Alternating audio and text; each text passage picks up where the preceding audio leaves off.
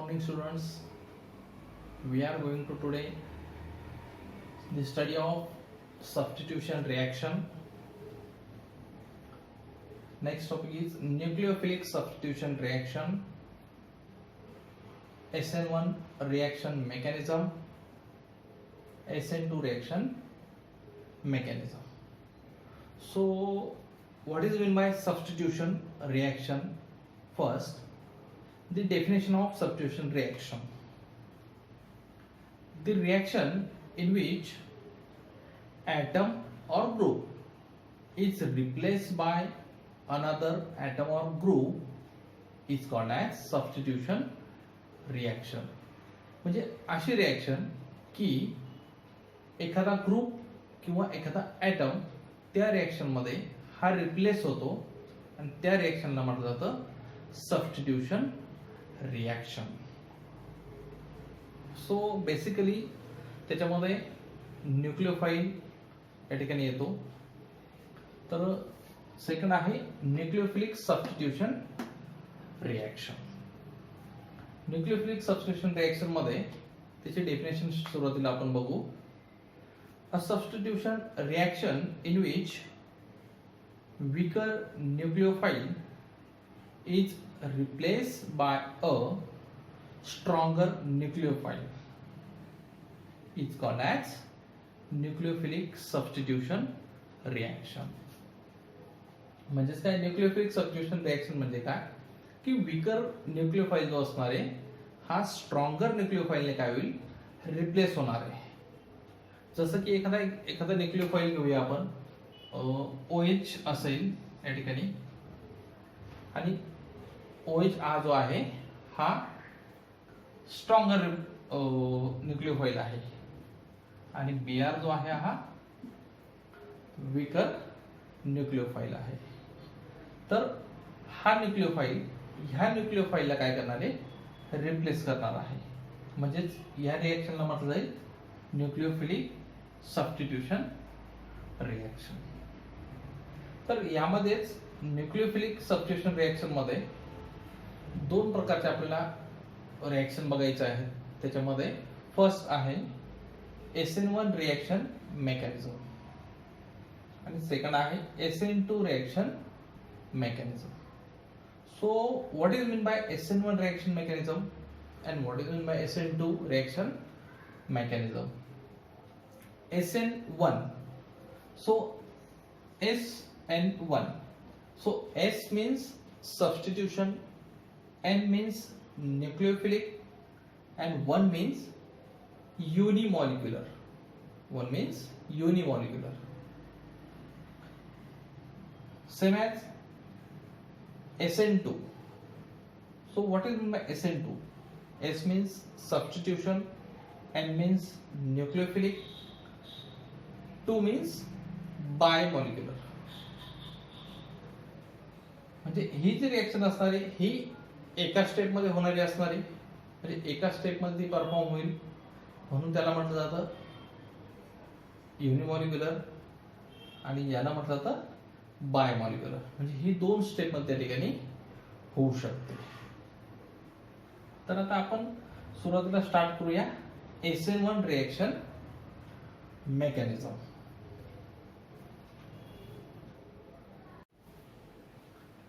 So बघा आता या ठिकाणी आपण घेतलंय SN1 रिएक्शन मेकॅनिझम.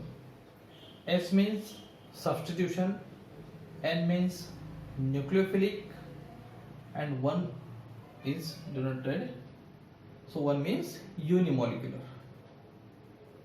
तर या ठिकाणी आपण एक आता एक्झाम्पल घेऊ शकतो. या ठिकाणी फॉर एक्झाम्पल आहे tertiary butyl bromide.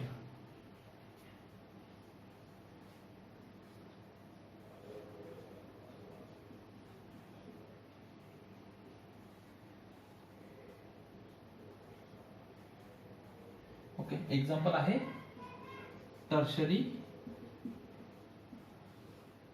ब्युटिल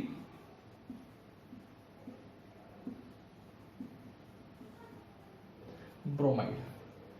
tertiary butyl bromide या ठिकाणी आपल्याला रिॲक्ट करायचं आहे अल्कली बरोबर. आता तुम्हाला माहिती आहे की अल्कली कुठले कुठले असतात KOH आणि NaOH. तर आपण याला रिएक्ट करू आपण KOH बरोबर.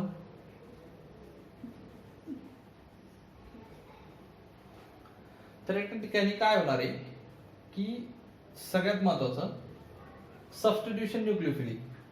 याचं आपल्याला माहिती आहे की सबस्टिट्यूशन न्यूक्लियोफिलिक म्हणजेच काय की एक न्यूक्लियोफाईल हा दुसऱ्या न्यूक्लियोफाईलला काय करतो, रिप्लेस करतो.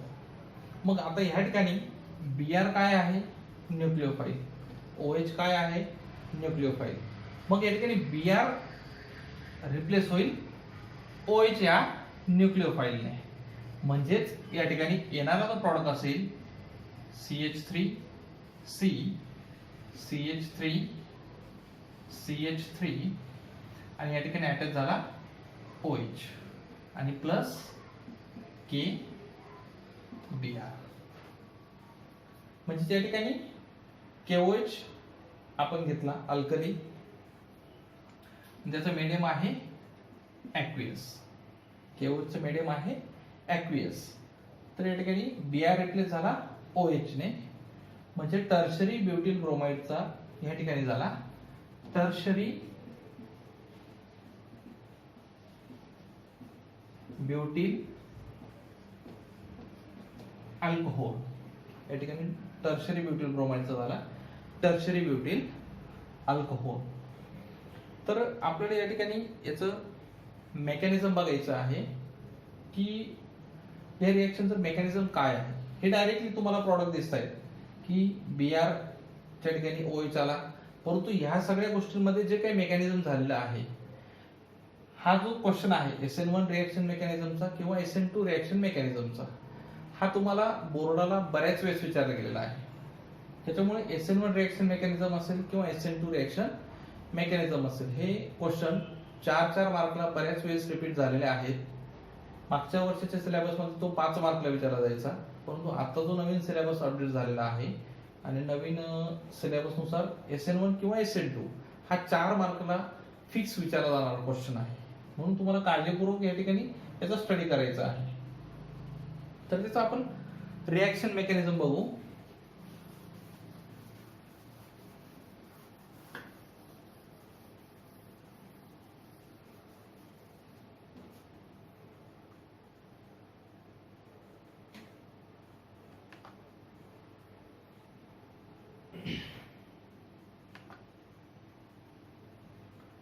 तर first kinetic expression.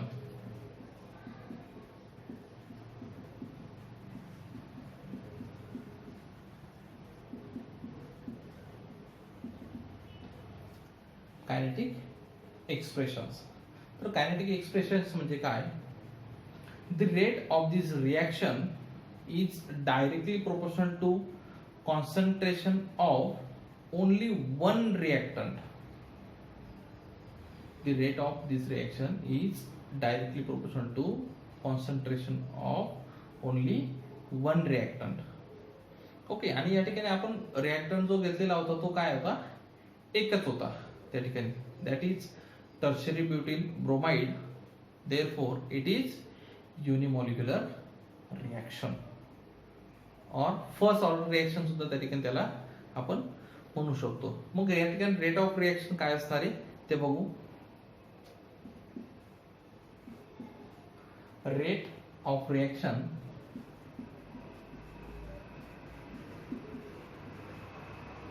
is directly proportional to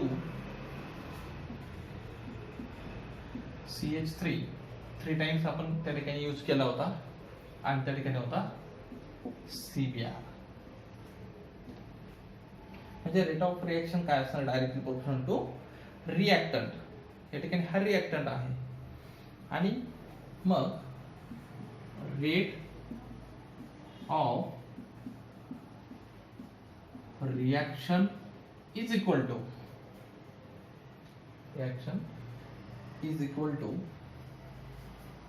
K into bracket CH3 3 times CBr. So what is K? It is specific rate constant. It is specific rate constant.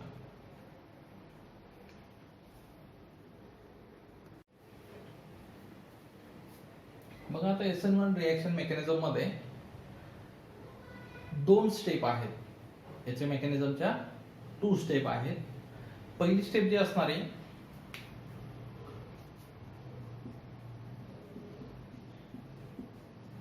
Formation of carbonium ion किंवा carbocation. Okay, carbocation. आता cation म्हणजे काय तुम्हाला सगळ्यांना माहिती आहे. Cation means positive charge असलेले molecule. Okay, त्याला म्हटलं जातं ज्याच्यावर पॉझिटिव्ह चार्ज असतो तो काय असतो, कॅटायन, आणि ज्याच्यावर निगेटिव्ह चार्ज तो असतो ऍनायन. म्हणजेच कार्बनवरती काय असणार आहे, positive charge. Carbo means carbon, cation means charge, positive charge. म्हणजेच या ठिकाणी कार्बनवरती काय असणार आहे, पॉझिटिव्ह चार्ज असणार आहे. तर आपण एक्झाम्पल घेतलं होतं टर्शरी ब्युटील ब्रोमाइडचं, CH3C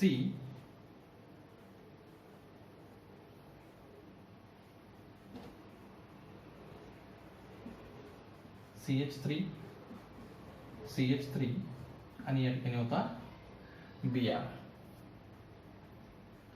तर पहिल्या स्टेप मध्ये काय होणार आहे की फॉर्मेशन ऑफ कार्बोनियम आयन, म्हणजे कार्बोकॅटायन या ठिकाणी फॉर्म होणार आहे. तर ही असणार आहे पहिली स्टेप. पहिली स्टेप जी असणार आहे ही स्लो स्टेप असणार आहे. पहिली स्टेप जी असेल ती स्लो स्टेप असेल, आणि ही जी स्टेप असणार आहे ती असणार आहे RDS, म्हणजेच rate determining step. Rate determining step असणार आहे. म्हणजे रेट डिटर्मिनिंग स्टेप म्हणजेच की या रिएक्शनचा रेट काय असणार आहे, स्लो. या रिएक्शनचा रेट असणार आहे स्लो. मग ह्या ठिकाणी फर्स्टली आपल्याला जो मिळणार आहे CH3 आणि CBr या ठिकाणी, तर आधी सुरुवातीला आपल्याला मिळणार आहे transition state first, TS, transition state first, CH3C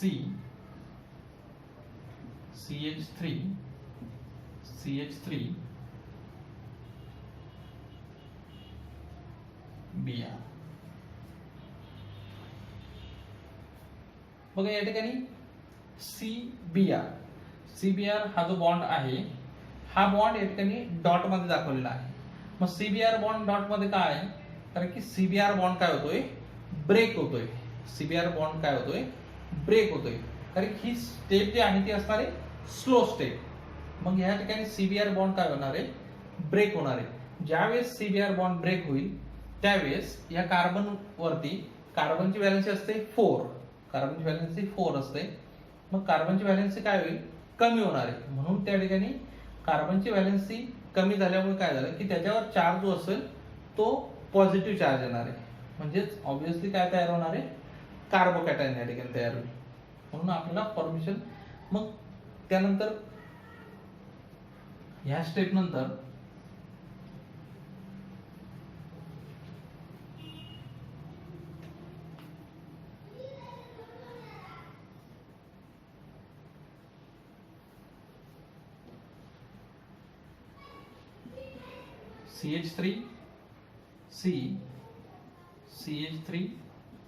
CH3 आणि याच्यावर कार्बन ते आला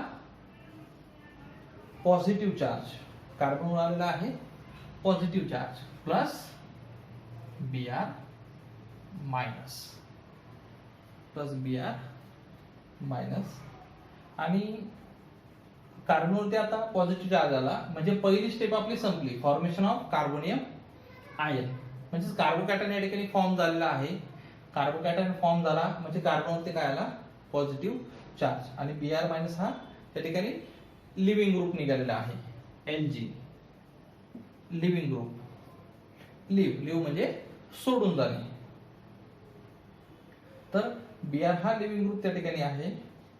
आता कार्बनवर आला पॉझिटिव्ह चार्ज. मग आता पॉझिटिव्ह आणि निगेटिव्ह तुम्हाला मागे मी एक्झाम्पल सांगितलं होतं, 11वीला सुद्धा हा टॉपिक झालेला आहे आपला, की पॉझिटिव्ह आणि निगेटिव्ह, एखाद्या मॉलिक्यूलवरती पॉझिटिव्ह चार्ज आणि निगेटिव्ह चार्ज. आता जर एखाद्या कार्बनवरती पॉझिटिव्ह चार्ज असेल तर त्या ठिकाणी दुसरा न्यूक्लिओफाईल त्या ठिकाणी अटॅक करू शकतो. म्हणजे पॉझिटिव्ह चार्ज म्हणजे काय, एखादा पुअर पर्सन, एखादा पुअर पर्सन, आणि निगेटिव्ह चार्ज म्हणजे काय, एखादा रिच पर्सन. मग आता पुअर पर्सन आणि रिच पर्सन, गरीब श्रीमंताला मारू शकतो का, श्रीमंत गरीबावर अन्याय करू शकतो. त्याच पद्धतीने निगेटिव्ह चार्ज काय करेल, या ठिकाणी अटॅक करणारे कार्बनवरती. म्हणजेच आता आपला न्यूक्लिओफाईल कोणता आहे, OH. आपला जो न्यूक्लिओफाईल आहे OH, त्याच्यावर चार्ज कुठला आहे, निगेटिव्ह. मग निगेटिव्ह म्हणजेच हा त्या ठिकाणी काय झाला, रिच, आणि या ठिकाणी हा जो असणार आहे पॉझिटिव्ह, पुअर. म्हणजे ज्या कार्बनवर अटॅक करणारे OH मायनस. मग आता सेकंड स्टेप आपण बघू.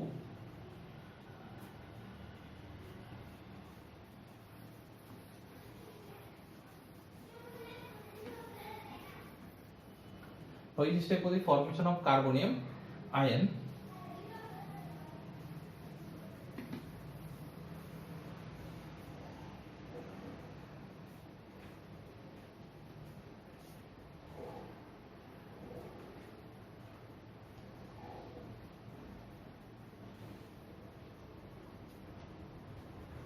आता step second,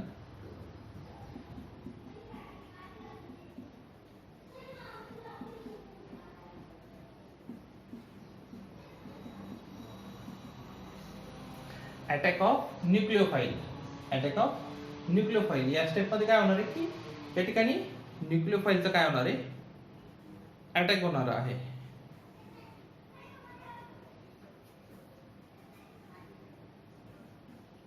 CH3 C CH3 CH3 आणि याच्यावर चार्ज आहे पॉझिटिव्ह, आणि या ठिकाणी अटॅक करणार आहे न्यूक्लिओफाईल. आपल्याकडे न्यूक्लिओफाईल आहे OH मायनस. मग जो न्यूक्लिओफाईल आहे हा बॅक साइडने अटॅक करू शकतो ऍज वेल ऍज फ्रंट साइडने अटॅक करू शकतो. दोघं साइडने तो अटॅक करणार आहे का, कारण तो काय स्ट्रॉंगर, तो काय स्ट्रॉंगर न्यूक्लिओफाईल आहे, आणि कार्बन काय आहे विकर. म्हणजे फ्रंट साइड पण तो अटॅक करू शकतो आणि बॅक साइड सुद्धा तो अटॅक करू शकतो. त्यानंतर ही जी स्टेप असणार आहे ही फास्ट स्टेप असणार आहे. ही स्टेप कशी असणार आहे, फास्ट स्टेप. आणि formation of attack of nucleophile and then formation of product. So here CH3C CH3 CH3 here found is transition state second, because formation of COH bond, formation of COH bond. So transition state second is formed. Then product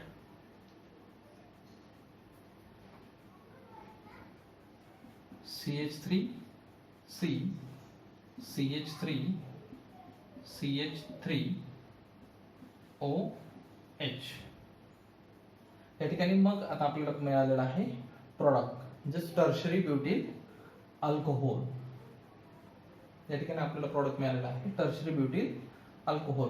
हे जे mechanism आता झालेलं आहे आपल्या topic मध्ये, हे mechanism तुम्हाला त्या ठिकाणी एक्झामला विचारलं जातं, आणि या मेकॅनिझम साठी असणारे तुम्हाला 3 मार्क, आणि 1 मार्क जो असणार आहे तो तुमचा एकतर डेफिनेशनला असेल, किंवा या पुढे याच्या पुढचा टॉपिक आहे मेकॅनिझम मध्येच energy profile diagram.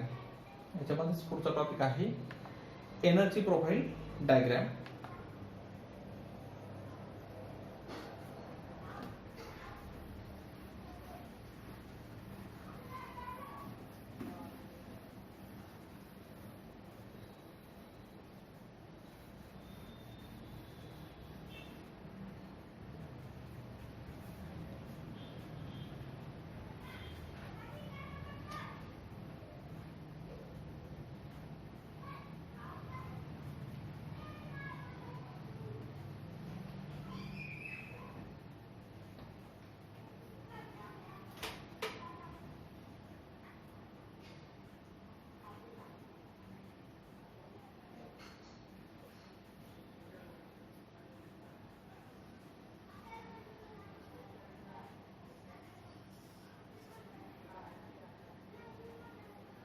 Energy profile diagram, त्याच्यामध्ये असणारे या ॲरोवरती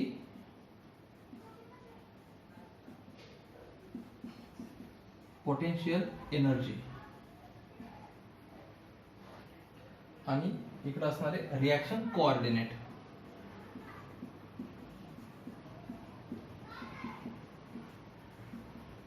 रिॲक्शन कोऑर्डिनेट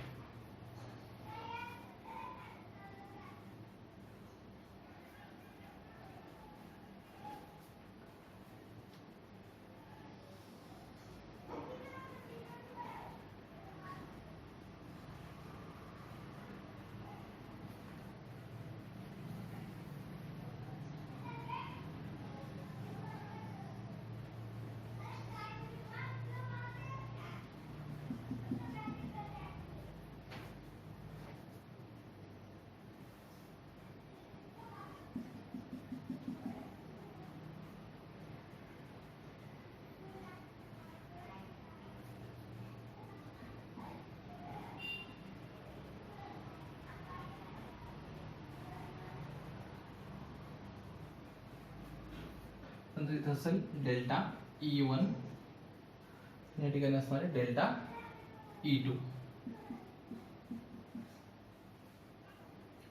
त्यानंतर या ठिकाणी असणारे रिॲक्टंट,